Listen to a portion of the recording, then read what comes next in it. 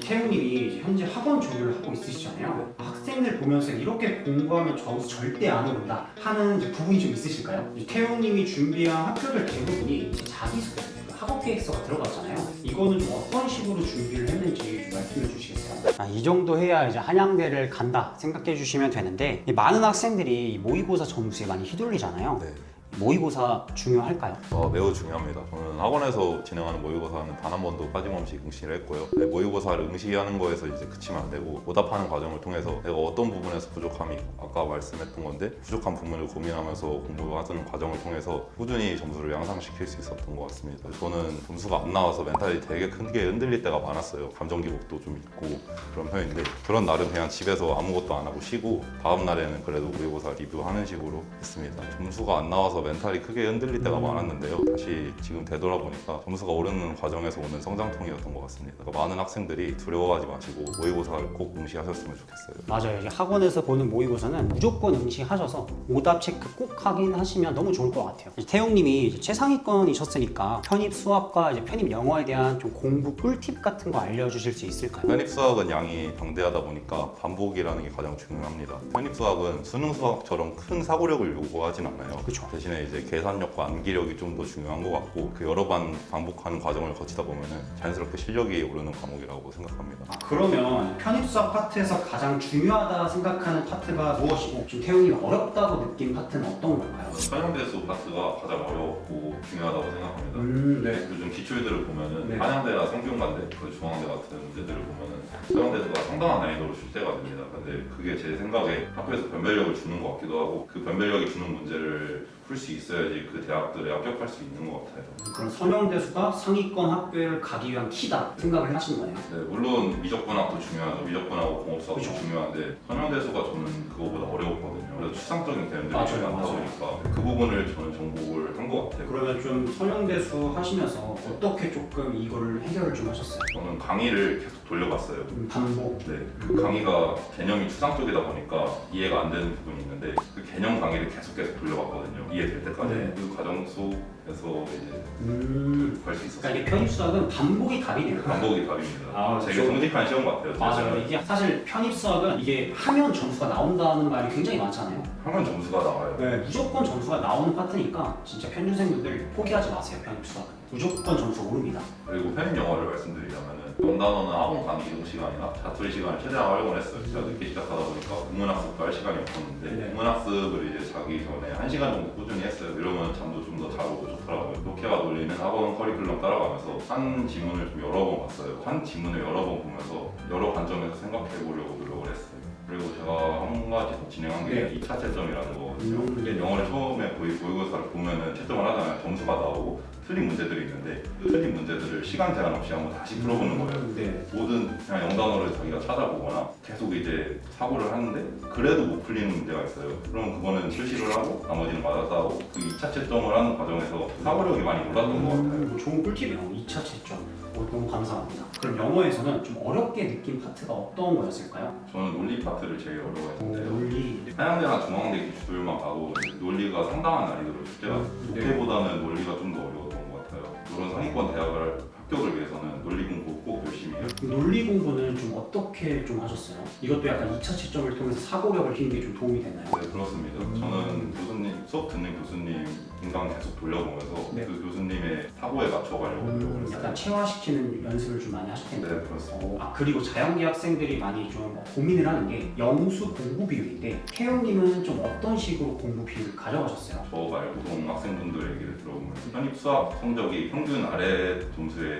머물러 있는 학생들은 당연히 수학을 많이 그쵸. 해야 돼요. 무조건 수학을 많이 하셔야 되고 마지막에 가셔도 수학을 많이 하셔야 돼요. 근데 이제 편입 수학 평균 점수보다 위에 있는 학생들은 처음에 공부할 때는 저는 영어 공부를 많이 하는 것 같다 생각해요. 네네. 왜냐면은 편입 수학 나중에 가면은 정말 편입 수학 할 양이 많으니까 영어 공부할 시간이 안 나요. 하반기 파이널쯤 가서는 영어 공부할 시간 하루에 2시간도 안 났던 것 같거든요. 근데 제가 이제 크게 흔들리지 않았던 이유가 네. 처음에 영어를 엄청 열심히 해서 점수대를 한 10% 안쪽으로 이제 만들어 놓으니까 그 점수대를 유지를 하면서 불안하진 않았어요. 근데 다른 학생들 보면 수학은 잘 나오는데 영어는 안 나와요. 근데 그 안 나오는 영어 성적 때문에 되게 불안해하고 스트레스를 많이 받아가더라고요. 그리고 그런 학생들 제가 좋은 결과를 만들어내지는 그런 것 같아요. 그러면 이제 수학 평균 점수 미만인 학생들은 일단 수학에 절대적으로 투자를 하고, 네, 맞습니다. 그리고 베이스가 있는 학생들은 영어를 절대적으로 좀 투자를 많이 한 다음에 파이널 때는 이제 편입 수학에만 집중할 수 있게 네. 이렇게 좀 공부를 하는 게 핵심이겠네요. 네, 맞습니다. 태웅님이 이제 현재 학원 조교를 하고 있으시잖아요. 학생들 보면서 이렇게 공부하면 점수 절대 안 오른다 하는 이제 부분이 좀 있으실까요? 편입 영어의 기본은 일단 단어고요. 그쵸. 점수가 70점대 이상으로 올라가려면 독해와 논리를 잘해야 된다 생각해요. 이 독해와 논리는 사고력이 중요하거든요. 사고력은 문제에 대해서 고민하는 과정 속에서 길러집니다. 생각하는 능력이 부족하고 생각하려고 노력하지 않는다면 영어 점수는 일정 수준으로 올라가기가 되게 어려운 것 같아요. 편입 수학 같은 경우는 네. 오답 정리를 하지 않고 내가 아는 것과 모르는 것을 구분하지 못한 학생들이 점수가 오르지 않는 것 같아요. 이 근데 두 개만 잘하고 모르는 것을 정리하는 습관을 기른다면 점수는 크게 상승할 수 있습니다. 이제 거의 막바지가 왔는데 편입 준비하실 때 가장 좀 힘들었던 점이 있으실까요? 저는 주변 친구들한테도 알리지 않고 네. 편입학원에서 친구도 별로 없어요. 근데 이런 편입하다가 힘든 점들이 많이 생기잖아요. 그렇죠. 심적으로나 아니면 내가 공부가 어떤 게 힘들다. 근데 이런 거를 편하게 털어볼 수 있는 친구가 없었는데 이게 가장 힘들었어요. 태웅님도 이제 슬럼프가 분명히 왔을 거잖아요. 이때 어떻게 좀 해결을 했을까요? 되게 지치고 힘들지만 슬럼프가 오면 현재 해야 될 것들을 멈추진 않았어요. 네네. 근데 그 할 것들을 완료한 뒤에 운동을 하거나 아니면 집에서 좀 아무것도 안 하고 일정 시간 쉬는 등의 휴식을 가졌습니다.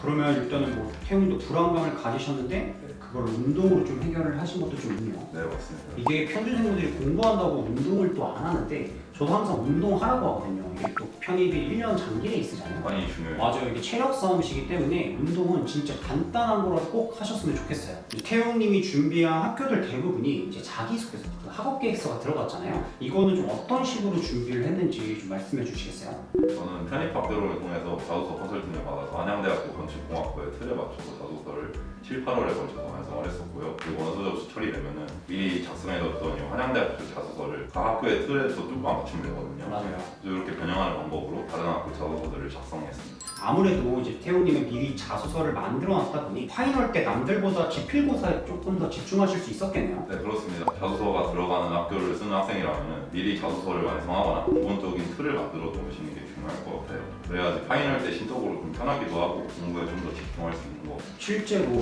파이널 때 막 자소서도 준비하고 뭐 지필고사도 준비하고 배치 상품도 받잖아요. 대부분 학생들이. 그러면 진짜 순 공부 시간이 거의 없지 않나요? 그거는 학생마다 되게 다른 것 같아요. 음. 그때 배치 상담할 때 네. 거기에 이제 시간을 좀 많이 써가지고 물론 제가 그 학생들의 결과는 모르는데 그때 되게 무너지기도 쉬운 그렇죠.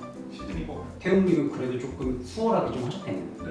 그리고 마지막 이 편입 준비생분들에게 가장 해주고 싶은 말이 좀 있으실까요? 저는 5월부터 편입 공부를 시작했는데요. 공부는 무직함입니다. 저는 노베이스였던 시절이 있었는데 지금 돌이켜 생각해보니까 그때 아무것도 할 줄 모를 때 무직하게 앉아서 그냥 부딪히고 너무 고통스러운데 그 고통스러운 과정이 수반되어야지 한 단계 한 단계 올라가고 성적이 드는 것 같아요. 그리고 본인이 아는 것과 모르는 것들에 대한 공부를 많이 하셨으면 좋겠어요. 너무 좋은 말씀 감사합니다.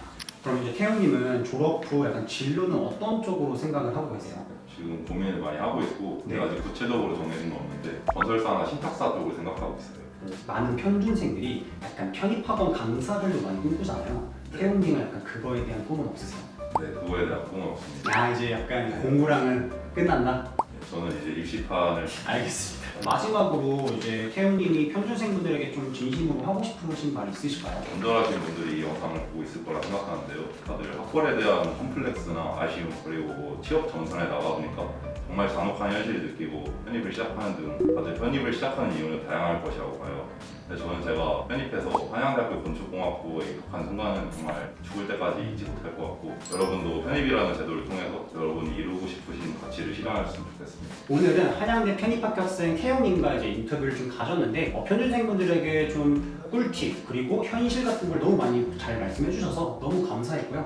태웅님 남은 학업 잘 마치시고 원하시는 일 잘 되시길 바랍니다. 감사합니다.